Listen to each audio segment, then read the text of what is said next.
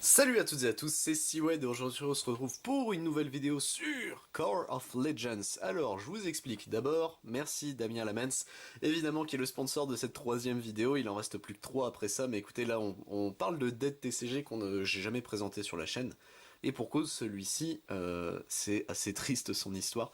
C'est un Dead TCG français, messieurs dames, un JCC, hein, autrement dit, purement français de France, qui ne sera pas vraiment pas su, enfin comment dire, il est passé assez inaperçu, c'est assez triste en soi, alors qu'il était assez prometteur, mais écoutez son histoire. En 2019, du coup, Core of Legends tente de se lancer avec la présentation de ses 5, si je me trompe pas, starter deck. On en a un ici, c'est l'élite noble, enfin, oui c'est ça, il me semble que c'est ça, le nom du deck, hop.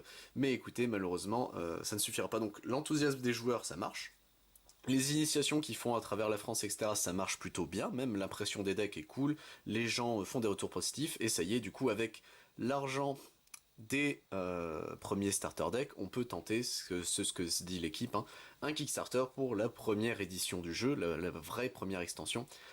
Malheureusement, la levée de fonds ne marchera pas et depuis 2020, la dernière news qui avait été donnée, hein, malheureusement, de la page Core of Legends, c'est que en France, c'est trop difficile de lancer son propre TCG. Ils espèrent du coup pouvoir le lancer grâce enfin à l'étranger, basiquement, mais depuis 2020, on est en silence radio, donc je pense, messieurs dames, que oui, malheureusement, ça fait partie des dettes TCG, c'est comme ça, c'est la vie. Mais écoutez, on peut au moins se présenter un petit peu le produit. Donc là, j'ai pas la boîte du deck, c'est malheureusement Damien ne me l'a pas fourni, mais bon, écoutez, tout est bon au niveau du reste, donc on va pouvoir se présenter ça, messieurs dames, avec ici le petit livret. Alors, c'est pas un livret de règles, c'est un feuillet. Déjà, premier point négatif. Non, c'est juste moi qui n'aime pas. Mais du coup, moi j'ai un premier, enfin pas reproche, mais dans le style techniquement que cherchait du coup le jeu, moi j'ai un premier truc, c'est un TCG purement français, de France, avant Seven Fallen, c'est la nuance qu'il faut ajouter. Core of Legends, donc le nom du jeu est en anglais, c'est pas un problème, mais derrière c'est écrit en japonais.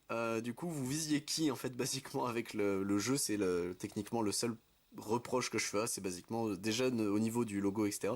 C'était pas trop cohérent, je trouve.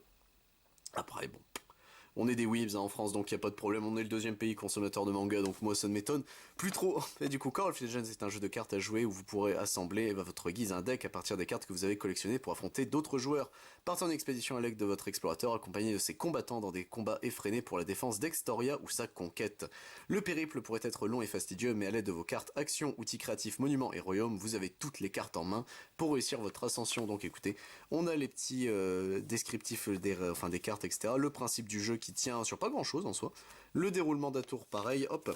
Et de l'autre côté, donc on a la battle phase, comment elle se passe, indication sur le deck, comment on, ça c'est techniquement la suite de la battle phase, mais comment on fait pour pivoter les cartes, etc. Et les différents types de cartes. Ça tient sur un feuillet.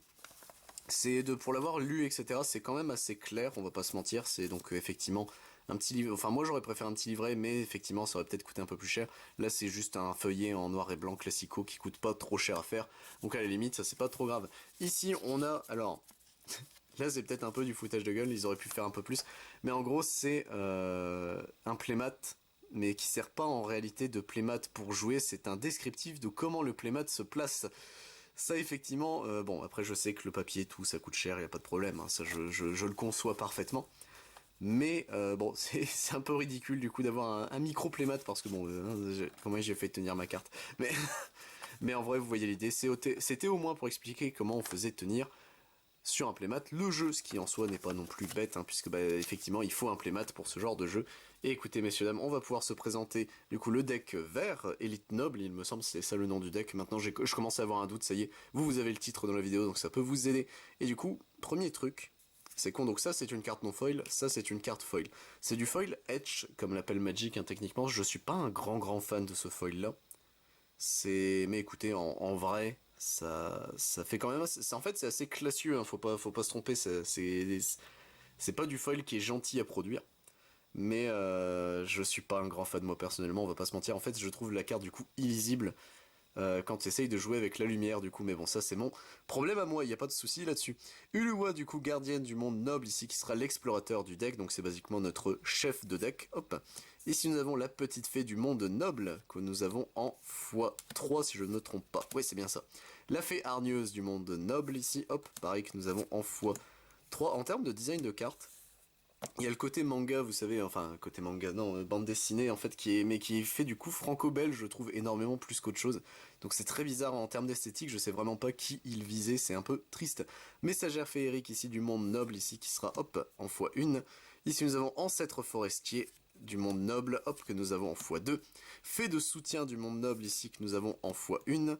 La champion ici, enfin championne féerique du monde noble, pareil là j'ai du mal à le lire, je vais pas mentir, hop que nous avons ici, hop. Tac. Druide guérisseur ici que nous avons en x2.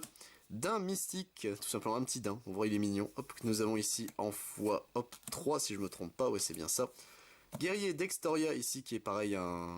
Du coup lui c'est une carte neutre donc il peut se mettre dans n'importe quel deck si j'avais bien lu ce qui était indiqué. Hop, que nous avons en x2. Cerf mythique aux cornes florales, il est plutôt stylé en vrai, moi je le trouve sacrément stylé. Hop, que nous avons ici en x2. Faveur du monde noble, voilà, hop, que nous avons en x2. Explosion boisée, ici pareil, si alors avec la loupiote, je fais toujours éclairage naturel, hein, j'essaye en tout cas de préserver enfin, l'énergie, n'est-ce pas, que nous avons en x1. Pouvoir multiplicateur ici, que nous avons, hop, en x3. Exploration d'Extoria ici, la carte est très jolie par contre, elle pour le coup, hop, je vais essayer de la tenir comme ça pour pas qu'il y ait trop d'ombre. En vrai la carte est quand même sacrément stylax, hop, Terre noble ici qui est un royaume. C'est alors sceptre en bois du monde noble, pardon j'ai bafouillé sur le mot, hop que nous avons en x3. Piège en bois ici, hop, pareil que nous avons en x3, hop. Épée du bois sacré ici, elle je crois qu'on l'a qu'en x2 si je me rappelle bien, oui c'était ça. Le bouclier de Roncépine en vrai, donc c'est un bouclier, moi je croyais que c'était un emblème, je vais pas mentir la première fois que je l'ai vu, qu'on a en x1. Le sceau des bois ici que nous avons en x3 et qui terminera du coup notre deck. Donc en vrai, qu'est-ce que je peux dire du jeu? Alors pour avoir vu un petit peu comment ça se jouait, etc., même les posts Facebook, alors c'est triste parce que vraiment sur Facebook ils étaient assez actifs. En comparaison, Architecte TCG, ils étaient à 600 follow, 600 j'aime à peu près. Quand j'ai commencé à tourner la vidéo, eux n'étaient qu'à même pas de 200, alors ils étaient à 190, donc allez, on va arrondir à 200, soyons pas des singes. Mais voilà, c'est un peu triste de se dire effectivement que le TCG n'a pas du tout marché, enfin, sur le papier, tous les tests qu'ils avaient fait, ça partait bien, et ils se sont pris la désillusion, ils l'expliquent très bien sur leur post de 2020, ils se sont pris une grosse désillusion concernant le Kickstarter, ce qui a basiquement annulé le projet. Ce qui est un peu triste, malheureusement, bon, la vie des TCG, hein, surtout des dead TCG, c'est comme ça, hein. Si tout le monde pouvait réussir, ce serait magnifique, ce serait un monde incroyable, mais la concurrence, ça malheureusement, ça tue tout le monde. Sur ce, messieurs dames, j'espère que la vidéo vous a plu, hein, découvrir pareil Core of Legends. Techniquement, si je me casse le cul, je pourrais prendre d'autres decks. Faudrait que je check techniquement les sites, etc. Car ça peut encore se trouver, c'est ça qui est triste aussi, c'est que ça peut encore se trouver. Il y a vraiment des sites qui vendent encore les Core of Legends, mais écoutez, ça, nous verrons bien. Sur ce, messieurs dames, j'espère vous retrouver pour d'autres vidéos. Si ça vous intéresse, je ne fais pas que ça sur la chaîne, je fais également du Digimon, du Dragon Ball Super, du Final Fantasy, du Lorcana, du Magic the Gathering, du One Piece, du Pokémon, du Yu-Gi-Oh!, du Yu-Gi-Oh! GL ainsi que du Mancul. Et je remercie encore Damien Lamans pour le sponsor de la vidéo. C'était Siwen, messieurs dames. A plus tout le monde.